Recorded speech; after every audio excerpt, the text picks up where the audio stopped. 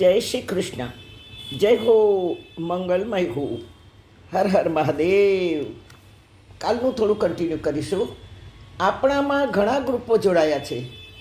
તેમાંના એક ગ્રુપમાં કાલે મેસેજ આવ્યો. એક મહિલાનો વિડીયો તેઓએ મોકલ્યો. એ ગ્રુપે મને આ વિડીયો મોકલ્યો. આમ તો મારી સખત ના છે કે આ ગ્રુપમાં કોઈએ કાંઈ મૂકવું નહીં, અને છતાં કોઈ મોકલે રાખે. તેમાં એ મહિલા એટલું બધું ફાલતુ બોલતી હતી. હરે કૃષ્ણ સંસ્થાની લાગી, કારણ કે નાક સુધી ચંદનનું તિલક કર્યું હતું. આ એની ઓળખ હતી. એટલું વાહિયાત અને કૃષ્ણ વિશે એટલું ગંદુ બોલતી હતી કે કૃષ્ણ પહેલાં તો પાસે બોલાવે અને પછી ઠોક ઠોક ઠોક કરીને મારે. આવું આવું ઘણું ઘણું બોલી. મેં એ ગ્રુપમાં મોકલ્યું કે આ મહિલાને પૂછો કે ભગવાને ગીતામાં કયા શ્લોકમાં આવી વાત કહી છે. બોલનારમાં લાયકાત નથી, પણ સાંભળનારાઓ તો શુભ્ન સજ્જન છો. પૂછો આવા લોકોને કે જે સનાતન ધર્મ અને ભગવાન કૃષ્ણની હાંસી ઉડાવે છે. તમે પણ આવા લોકોના શબ્દોને બ્રહ્મ વાક્ય સમજી અને ફેલાવી રહ્યા છો. તમે એક વખત પૂછો તો ખરા એ મહિલાને કે આ કયા ગીતાના શ્લોકમાં કે ગ્રંથમાં છે. તમે વગર જાણીએ આવું ફેલાવનાર પણ તમે ભયંકર ગુનેગાર છો. ભગવાન ગીતામાં કહી રહ્યા છે, ના દત્તે કસ્યચિત પાપમ નૈચૈવમ સુકૃતમ વિભુઃ અજ્ઞાને નામૃતં જ્ઞાનંતેન મુહ્યંતિ જંતવ. ના દત્તે, દત્ત એટલે લેવું. હું કોઈનું પાપ કે પુણ્ય લેતો નથી. સૌ પોતપોતાના કર્મો અનુસાર પાપ અને પુણ્ય કરે રાખે છે. જો હું તારું પાપ લઈ શકતો હોઉં તો પાપ 85% અને પુણ્ય તો 15% જ છે. તારું કર્મ તને પછાડે અને હું તને બચાવું છું.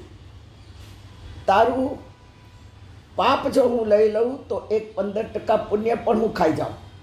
પણ ના દત્તે કસ્યચિત પાપમ અને ના ચૈવમ સુકૃતમ વિભુઃ. સુકૃત કર્મ પણ લેતો નથી અને પાપ કર્મ પણ હું લેતો નથી. સૌના કર્મ પ્રમાણે જ આ ભોગવે રાખે છે. શું ભગવાને દશરથ રાજાને માર્યા? પાંડવોને ભગવાને દુઃખી કર્યા? આવા અનંત અનંત દાખલાઓ છે. શરમ વગરની આ મહિલાને સાંભળો. શબ્દે શબ્દે એણે ભગવાનને દોષી ઠરાવ્યા છે અને કહ્યું છે કે ભગવાન પહેલાં તો પોતાના લોકો સમજી અને પાસે લે છે અને પછી ઠોક ઠોક કરીને મારે છે. શરમ આવી. શરમ આ મહિલાને, સાંભળનારને તો હું નથી કહેતી, પણ સાંભળનારને શરમ કેમ નથી આવતી આ ફેલાવો કરતા? કે આ શબ્દો જે બાઈ બોલી છે તો એનો હજારો લોકો સુધી તમે બધાએ આવી અંધશ્રદ્ધા લોકો સુધી પહોંચાડી છે. હજારો હજારો હજારો લોકોની આસ્થા શ્રદ્ધા ઉપર આવું ફોરવર્ડ કરીને તમે એ બધાને ઠસાવી દીધું કે તમને તકલીફો આવી, રોગ આવ્યો, તમારો ધંધો બેસી ગયો, કોર્ટમાં કેસ હારી ગયા. જેટલી જેટલી જેટલી તકલીફો આવી એ બધી ભગવાને જે ઠોકી ઠોકીને મોકલી છે. શરમ ના આવી? એ વ્યક્તિને તો શરમ ના આવી બોલવાની, પણ તમને શરમ આવવી જોઈએ. તમારે આ વિચાર કરવો જોઈએ. તમે ધંધામાં પાવધરા છો, તમે પરિવારમાં પણ પ્રેમથી પાવધરા છો, તમારું મિત્રોમાં માન છે, સમાજમાં સન્માન છે, અને છતાં તમે જો આવી વાતો ફેલાવતા હો તો મારી દૃષ્ટિએ આ તમારામાં જે કાંઈ તમને ભગવાને ટેલેન્ટ મૂકી છે એનો કોઈ જ અર્થ નથી. કોઈ જ અર્થ નથી.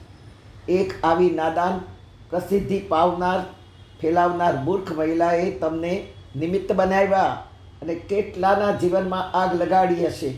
કારણ કે આ સાંભળ્યા પછી લોકોને થયું જ હશે કે આપણને જે આ દુઃખ આવ્યું, રોગ આવ્યો, ધંધા બેસી ગયા, ઝઘડા થયા, એ બધું ભગવાને ઠોકી ઠોકીને મોકલ્યું છે.